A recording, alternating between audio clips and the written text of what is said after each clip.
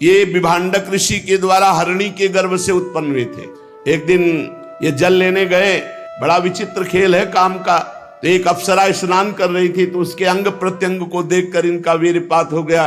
वहीं एक हिरनी पानी पीने आई, वो जल से उस वीर को गर्भ में ले गई। गर्भ में वो वीर बालक रूप हुआ। जब पैदा हुआ तो आश्रम के समीप ही पैदा हुआ, एक सींग और पूरा ऋषि बालक।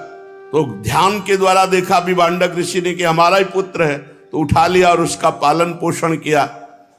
राजा रोमपाद के राज्य में अकाल पड़ गया, वर्षा नहीं होने लगी।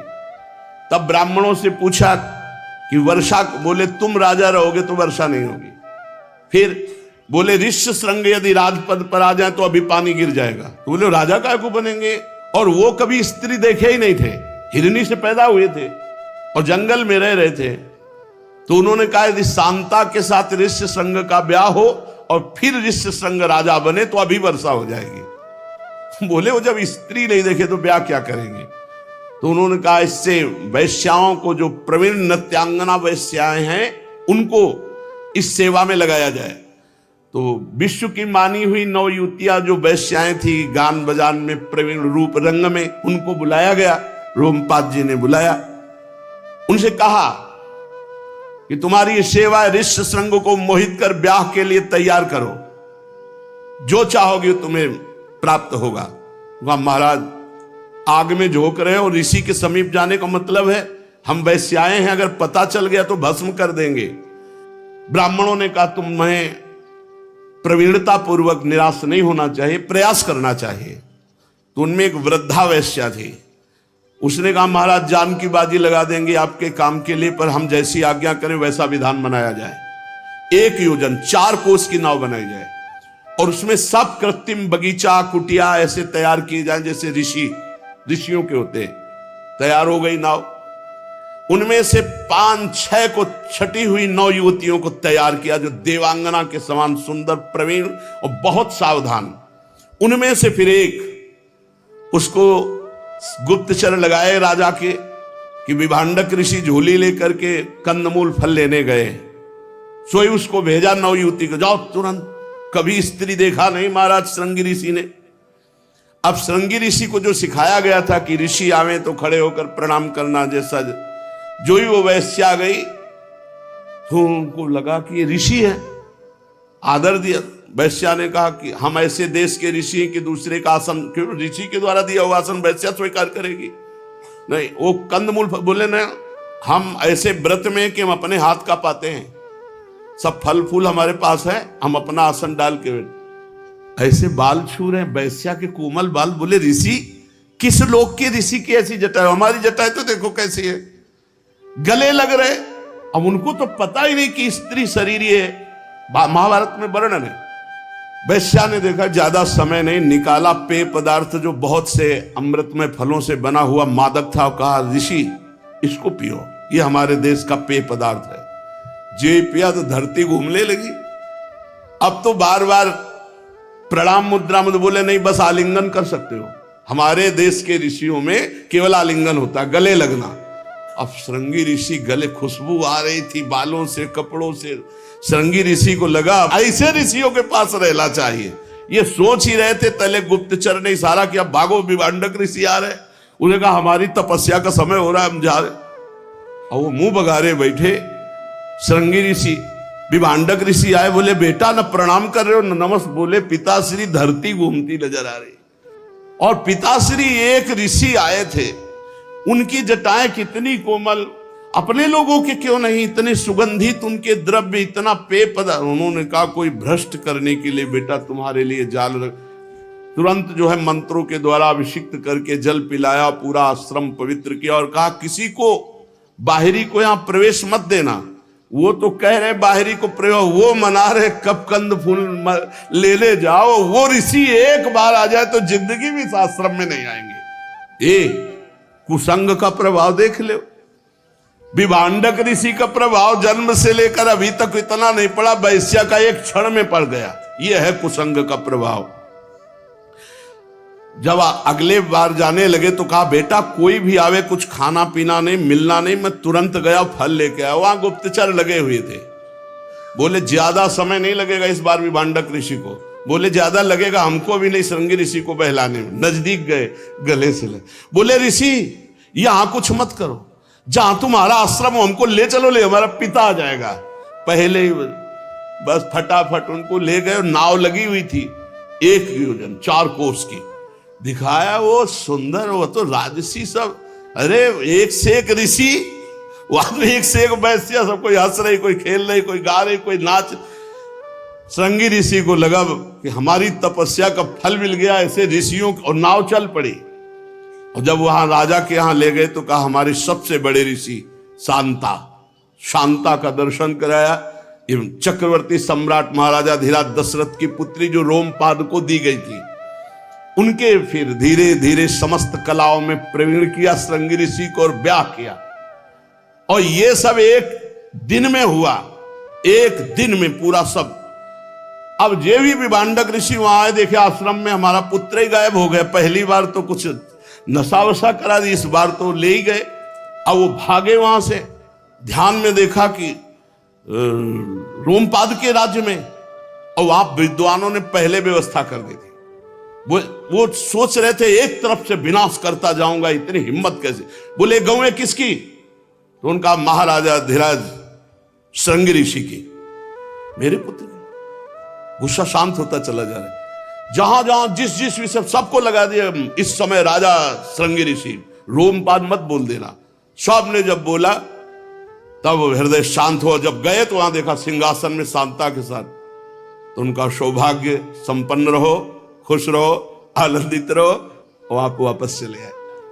रोमपाद का पुत्र हुआ चतुरंग, चतुरंग का पृथुलाक्ष, पृथुलाक्ष के बृहद्रथ, बृहत्कर्मा, बृहद्भान 3 पुत्र हुए। बृहद्रथ का पुत्र हुआ बृहन्मना, बृहन्मना का जयद्रथ, जयद्रथ की पत्नी का नाम था शंभूति, उसके गर्भ से विजय का जन्म हुआ, विजय का धृति, धृति का धृतव्रत, धृतव्रत का सत्कर्मा, और सत्कर्मा का पुत्र अधिरथ। अधिरथ को कोई संतान नहीं थी। एक दिन वो गंगा किनारे बैठा हुआ था तो देखा कि गंगा जी में एक पिटारी बहती आ रही। कूद पड़ा गंगा जल में अधिरथ, और उस पिटारी को लाया तो नन्हा सा शिशु मिला, जो कुंडल और कवच धारण किए होता, वो शिशु कर्ण थे। कुंती जी बाल्यावस्था में कुंती भोज राजा के गोदनामे में ली गई थी। भगवान की बुआ है सगी। महान तपस्या के धनी दुर्वासा जी पधारे तो राजा ने कहा बेटी 8 पहर इनकी परिचर्या होनी चाहिए, दास दासियों से त्रुटि हो गई तो साप दे देंगे।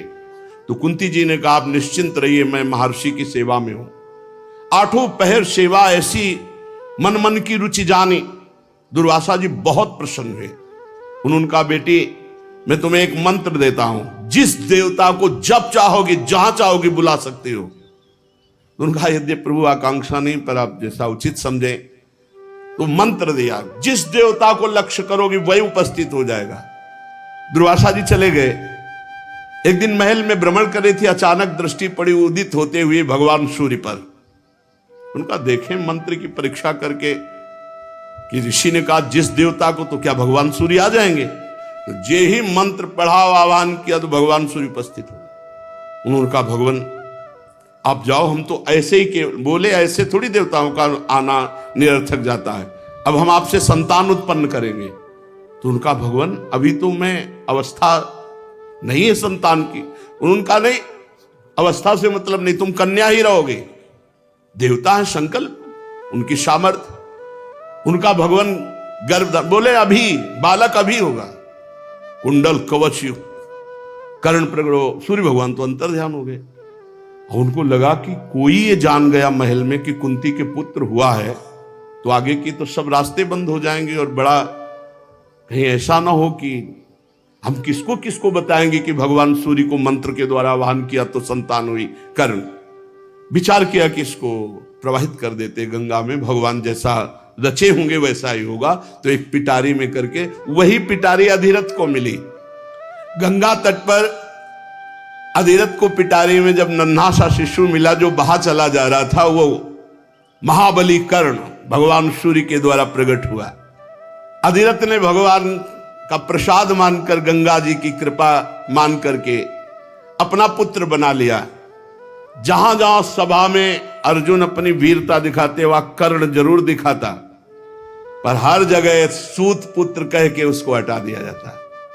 माता कुंती जब महाभारत का युद्ध तय हुआ तो एक ही भय था कि महाबली कर्ण ही विनाश कर सकता है पांडव पक्ष का। एक दिन कर्ण सुबह से दोपहर तक भगवान सूर्य की आराधना करता था। प्रातः काल ऐसे चला गंगा जी में खड़े होकर, और जैसे जैसे सूर्य घूमते हुए जब सूर्य ऐसे पीठ की तरफ आ जाते तब प्रणाम करके चल देते। और उस समय कोई जो भी मांग ले, जो कुछ कर्ण का व्रत था दे। उसी समय माता कुंती गई पीछे, तो उनका देवी कौन हो? जब सूर्य उधर गए तो छाया आई, तो कहा देवी कौन हो? सामने आई तो कहा प्रणाम राजमाता। बोले राजमाता ही नहीं, तेरी भी माता हूं, मुझे पता है, मुझे पता है, लेकिन आज कहने आई हो कि जब हमारा युद्ध तय हो चुका है तभी बताने आई हो। ये तुम उस समय नहीं बोल सकती थी जब कई जगह जैसे अस्त्र का प्रदर्शन था, उस समय जब मैं दिखा रहा था, सूत पुत्र कह के मुझे धिक्कारा जा रहा था, उस समय नहीं कह सकती थी मेरा पुत्र? बड़ी बड़ी सभाओं में सूत पुत्र कहो। मैं जानता था कि भगवान सूर्य के द्वारा तुमसे हमारा प्रादुर्भाव हुआ है, मैं जानता हूं। भगवान श्री कृष्ण ने मुझे बताया, स्वयं भगवान सूर्य ने बताया, मुझे दैवी शक्तियों ने बताया, मुझे पता है तुम मेरी मां हो। क्या चाहते हो? उनका यही चाहती हूं मेरे सारे पुत्र जीवित रहे। नहीं, 5 जीवित रहेंगे। आप आई हो मांगने, तो मृत्यु दशा में भीम को छोड़ूंगा, युधिष्ठिर को छोड़ूंगा, नकुल को छोड़ूंगा, सहदेव को छोड़ूंगा, अर्जुन को मारूंगा, या अर्जुन मुझे मारेगा। रहेंगे 5 पुत्र, अब 6 नहीं रहेंगे। जाओ। बोले बेटा याद रखना, बोले मां कर्ण के वचन है, मरेगा या तो अर्जुन मरेगा या तुम्हारा बेटा कर्ण मरेगा, रहेंगे 5 ही। बहुत बलवान, लेकिन अधर्म का संग करने के कारण मारा गया। जब भगवान श्री कृष्ण संधि दूत बनकर वापस जा रहे थे तो कर्ण पीछे पीछे गया और रथ में बैठ गया और कहा केशव, मैं विनय करना चाहता हूं, मैं जानता हूं आपका अवतार धर्म की स्थापना, धर्म का नाश करने के लिए हुआ है। अगर मैं युधिष्ठिर के सामने जाकर ये व्यक्त कर दूं कि मैं कुंती पुत्र कर्ण हूं तो सब खत्म हो जाएगा, अभी कोई युद्ध नहीं। पर मैं जानता हूं तुम्हारा अवतार हुआ है अधर्मियों का नाश करने के लिए, इसलिए प्रभु मैं आपका विरोध करता हूं, आपकी बात का विरोध करता हूं, पर मुझे पता है। इसलिए कर्ण आखिरी प्रणाम करता है। अब युद्ध क्षेत्र में अर्जुन का पक्ष आप लोगे, सारथी बनोगे तो उठा नहीं रखूंगा, अवसर मिलेगा तो आपको भी मारूंगा और आपके रथी को भी मारूंगा। और उतर करके चल दिया। बड़ा मंगल में भगवान का स्वरूप कर्ण के हृदय में, बड़ा भारी दानी, बड़ा धर्मात्मा पुरुष था। राजा कर्ण का पुत्र हुआ वृषसेन। ययाति के पुत्र द्रुह से बभ्रू का जन्म हुआ, बभ्रू का शेत, शेतु का आरब्धक, आरब्धक का गांधार। इस तरह करंधम, करंधम का मरुत, मरुत संतानहीन था, इसलिए उसे पुरवंशी दुष्यंत को अपना पुत्र बनाकर रखा। परंतु दुष्यंत राज की कामना से अपने ही वंश में लौट गए।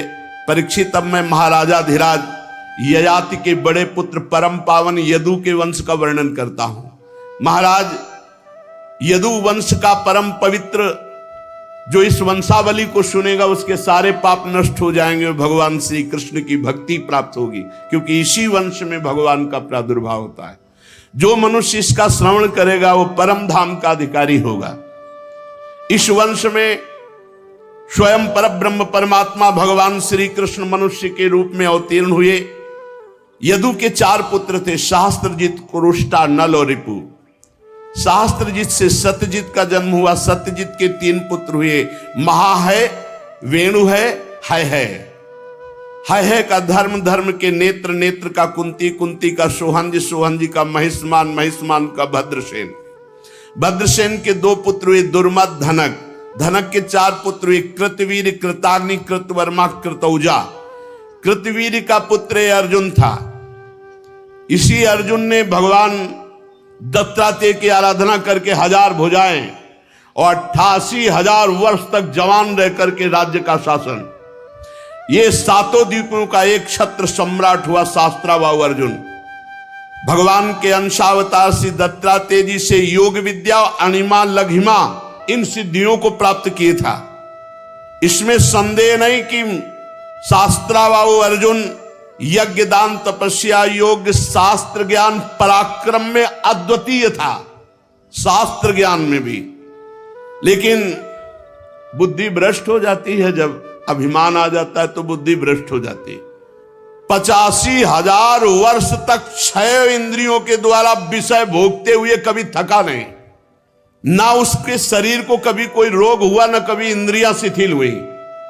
और उसके धन के नाश की बात जाने दो, अगर किसी का धन खो गया और याद कर ले शास्त्राबाहु अर्जुन तो धन मिल जाए, ऐसी सिद्धि थी उसमें, ऐसा प्रभाव कि खोया हुआ धन उसका स्मरण करने से मिल जाए।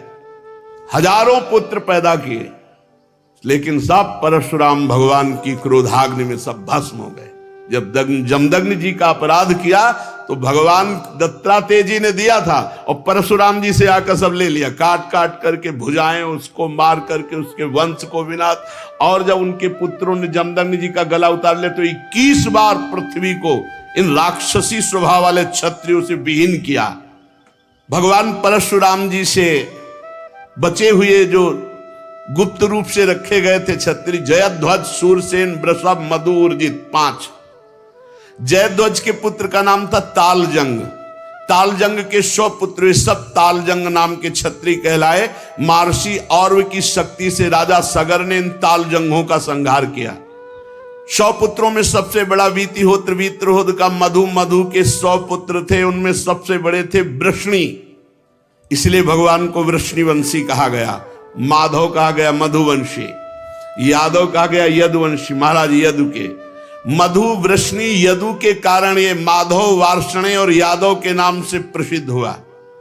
यदुनंदन क्रोष्ट के पुत्र का नाम था वृजिनवान। वृजिनवान का पुत्र श्वाई, श्वाई का ऋषेक।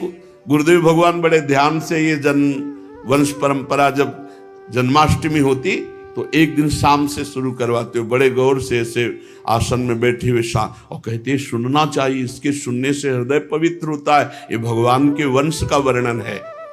वृजिनवान का पुत्र श्वाई, श्वाई का ऋषेक, ऋषेक का चित्ररथ, चित्ररथ के पुत्र का नाम था शशबिंदु। ये परम योगी, महान, भोगेश्वर संपन्न, अत्यंत पराक्रमी, 14 रत्नों का स्वामी, हाथी, घोड़ा, रथ, स्त्री, बाण, खजाना, माला, वस्त्र, वृक्ष, शक्ति, पास, मणि, छत्र, विमान, ये 14 रत्न। शशबिंदु बहुत बड़े पराक्रमी राजा हुए। जानते उनके लड़का कितने थे? 100 करोड़।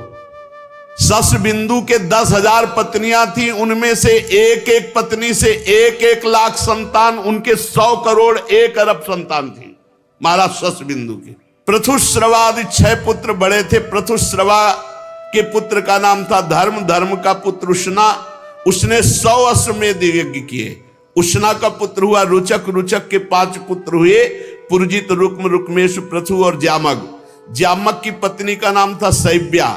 ज्यामक के बहुत दिनों तक कोई संतान नहीं हुई, परंतु उसने अपनी पत्नी की भय से दूसरा विवाह नहीं किया। अब एक बार उसने एक भोज्या नाम की कन्या लाए अपने रथ पे बैठा करके, कि पहली वाली की तो संतान नहीं, तो पति के रथ पर उस कन्या को, भोज्या को देख करके चिढ़कर बोली, एक कपटी, ये किसको बैठाल कर लाया मेरी जगह?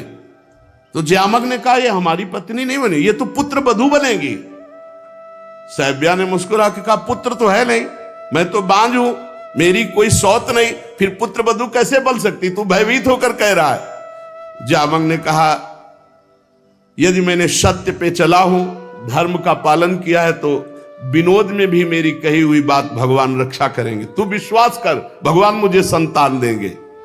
राजा ज्यामक का वचन भगवान ने सुना। ये देखो फिर क्या था, शैव्या को गर्व रहा और उससे बड़ा सुंदर बालक हुआ जिसका नाम हुआ विदर्भ। उसी ने शैव्या की 7वीं पुत्री भोज्या से विवाह किया। फिर आगे चल करके राजा परीक्षित, भोज्या से 3 पुत्र हुए, कुश, कृच्छ, रोमपाद। ये विदर्भ वंश बहुत श्रेष्ठ परम पावन है। रोमपाद का पुत्र बब्बू, बब्बू का कृति, कृति का उसिक, उसिक का छेद, छेद के वंश में दमघोष हुआ और दमघोष के वंश में शिशुपाल हुआ। ये शिशुपाल जब हुआ तो 4 भुजाएं हुई और ऐसा रोया पूरा नगर भयभीत हो गया पैदा होते ही। अब ये जो उत्सव मनाया जाता है बालक का, उस उत्सव में सब रिश्तेदार नातेदार सम्मिलित हुए, पंडित भी आए ज्योतिषाचार्य। तो जो बुआ थी भगवान की, जो दमघोष को ब्याही हुई थी, उनसे पंडितों ने कहा कि क्या जानना चाहती हो अपने बालक के विषय में, बड़ा तेजस्वी है। बोले बस इतना जानना चाहती हूँ कि इसकी मृत्यु किसके हाथ से होगी। तो उन्होंने कहा कि जिसकी गोद में डालने से 2 भुजाएं इसकी टूट के गिर जाएं, वही से मारेगा, और वो कोई तुम्हारा सगा रिश्तेदार होगा, कोई और ज्यादा ढूंढने की जरूरत नहीं है, हम ज्योतिष से बता रहे हैं। तो रिश्तेदार तो सब आए थे, सबकी गोद में शिशुपाल को डाला गया, और जो ही भगवान श्री कृष्ण की गोद में डाला सो 2 भुजाएं कट के गिर गई। हाथ जोड़ा और कहा बेटा, जैसे शिशुपाल मुझे प्यारा वैसे तुम प्यारे हो, हमारे शिशुपाल की तुम हत्या न करना, ये मुझे वचन दो। तो भगवान श्री कृष्ण ने कहा 100 अपराध हुआ, 1 अपराध नहीं 100 अपराध माफ करूंगा, लेकिन 100 के बाद फिर शायद ना माफ कर पाऊं। तो उन्होंने सोचा 100 क्यों करेगा भाई, इतना क्यों? वो जन्म से श्री कृष्ण के खिलाफ, वो भगवान का पार्षद है ना शिशुपाल, दंत वक वही जय विजय। तो तला के जब बोलता था तब श्री कृष्ण को गाली देना शुरू किया, जैसे कोई बचपन से चालीसा पढ़ता है ना, ऐसे भगवान को गालियां देता था। ये शिशुपाल का कृत, फिर उसका कुंती का दृष्टि, दृष्टि का निर्वत का दशार का व्योम, भगवान का वंश है ना। व्योम का जीमूत का विकृति का भीमरथ का नवरथ का दशरथ का शकुन का करम से देवराज से देवछत्र से मधु से कुरुवस से अनु से पुरुहोत्र से आयु से सात्वत का जन्म हुआ, सात्वत से भजमान भजी दिव्य वृष्णि देवाव्रत अंधक महाबोध। भजमान की 2 पत्नियां, 1 से 3 पुत्र, निम्लोच किंकिणी दृष्टि, दूसरी पुत्र से सताजित शास्त्राजित अयुताजित। देवाव्रत के पुत्र का नाम था वभ्रु। देवाव्रत और वभ्रु के संबंध में बात कही जाती है कि हमने दूर से जैसा सुना वैसा निकट से देखा। देवाव्रत और वभ्रु ने 14,065 मनुष्यों को ब्रह्म उपदेश करके परम पद पहुंचा दिया। गिनती भी श्री सुखदेव जी की है, 14,065 मनुष्यों को परम पद पहुंचाया उपदेश दे करके। एक को भगवत प्राप्ति करा दे तो इतना बड़ा पुण्य त्रिभुवन में कोई और नहीं है। सात्वत पुत्रों में महाभोज बड़े धर्मात्मा हुए, उसी के वंश में भोजवंशी यादव हुए। वृष्णि के 2 पुत्र सुमित्र और युधाजित के सिनमित्र अनिमित्र के निम्नि का जन्म हुआ। सत्राजित और प्रसेन नाम से प्रसिद्ध यनुवंशी निम्न के ही पुत्र थे। अनिमित्र का एक और पुत्र था जिसका नाम सिनी से सात्यक का जन्म हुआ। इसी सात्यक के पुत्र युधान थे जो सात्यकी के नाम से जाने जाते थे, भगवान के प्रधान सेनापति। सात्यकी का जय का कुणी का पुत्र युगंधर। अनिमित्र के तीसरे पुत्र का नाम वृष्णि के 2 पुत्र स्वफल्क और चित्ररथ, नजदीक आते जा रहे। स्वफल्क की पत्नी का नाम था गांधिनी, उनमें सबसे श्रेष्ठ अक्रूर जी प्रकट हुए। और 12 पुत्र हुए, आशंग सारमेय, मृदुविद गिरि, धर्मवृद्ध, सुकर्मा, क्षेत्रोपेक्ष, अरिमर्दन, शत्रुघ्न, गंधमादन, प्रतिभाव। इनके एक बहन भी थी जिसका नाम था सुचीरा। अक्रूर के 2 पुत्र थे, देवानुपदेव। स्वफल्क के भाई चित्ररथ, पृथु, विदुरथ आदि बहुत से पुत्र हुए जो वृषणवंशियों में श्रेष्ठ माने जाते हैं। सात्वक के पुत्र अंधक के 4 पुत्र हुए, कुकुर, भजमान, शुचि, कंबल, बरही। उनमें कुकुर का पुत्र वन्नी का विलोमा का कपोत रोमा का अनु।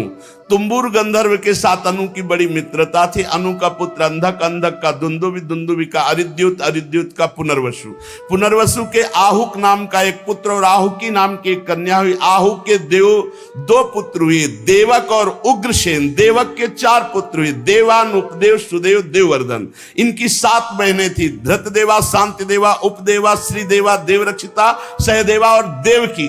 वसुदेव जी का विवाह देवकी जी के साथ हुआ। उग्रसेन के 9 लड़के थे, कंस, सुनामा, न्यग्रोध, कंक, शंकु, सुहु, राष्ट्रपाल, सृष्टि और तुष्टिमान। उग्रसेन के 5 कन्या थी, कंसा, कंसवती, कंका, स्वरभु और राष्ट्रपालिका। इनका विवाह देवभागादि वसुदेव जी के छोटे भाइयों से हुआ। चित्ररथ के पुत्र विदुरथ से, सूर, सूर से भजमान, भजमान से सिनी, सिनी से स्वयंभूत, स्वयंभूत से हरदीक। हरदीक के 3 पुत्र हुए, देव, वाउशत, धनवा, कृतवर्मा।